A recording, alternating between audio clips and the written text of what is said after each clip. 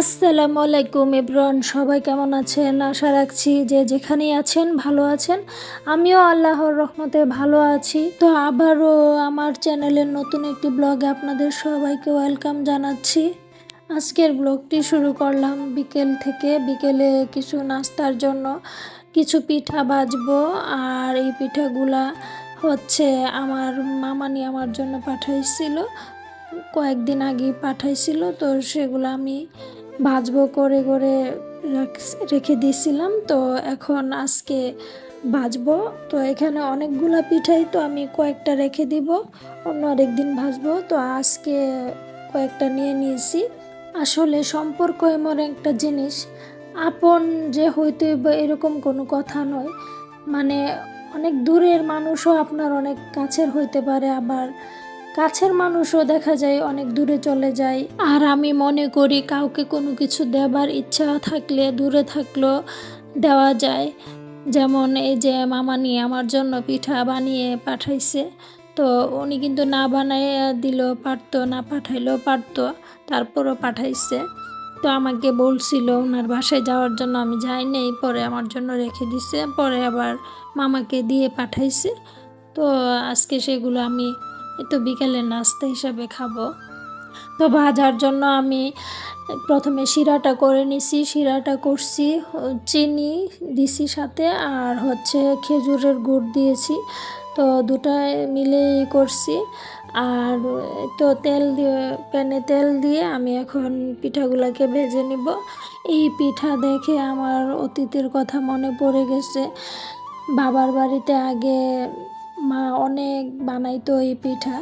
তো আমরা সবাই মানে সন্ধ্যার দিকে বিকেলে বসতো, সব সব চাচিরা খালারা নিয়ে বসতো। মা বসলে আমরা সবাই সহযোগিতা করতাম, আমরাও সাথে একটু একটু বানাইতাম। তো এগুলা বানিয়ে হচ্ছে মা আবার বক্সের মধ্যে, বড় বড় বক্সের মধ্যে রেখে দিত।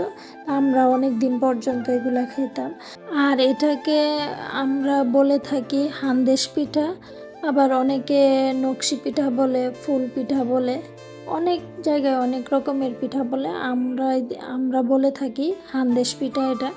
এদিকে পিঠা ভাজা হইতে না হইতে আমার ছেলে মেয়েরা পাগল হয়ে গেছে পিঠা খাওয়ার জন্য। তো ওরা আমার এখান থেকে নিয়ে নিয়ে খাইতেছে। তো ওদেরকে বলছি শিরা দিয়ে দিলে খাইবে, ওরা শিরা ছাড়াই খেয়ে ফেলতেছে। আর একটা সত্যি কথা কি, কেউ যদি আপনাকে পছন্দ করে, ভালোবাসে, সেটা দূর থেকেও দেখাইতে পারে, বুঝছেন? এটা যে একদম কাছে থাকলেই ইয়া করবে, যে এরকম না বিষয়টা।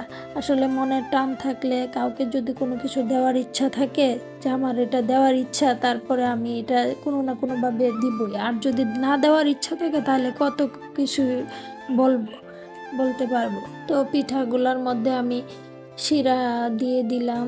তো এদেরকে এখন দিব, এরা খাবে, বাচ্চারা আজকে সন্ধ্যার নাস্তায় এগুলাই খাবে।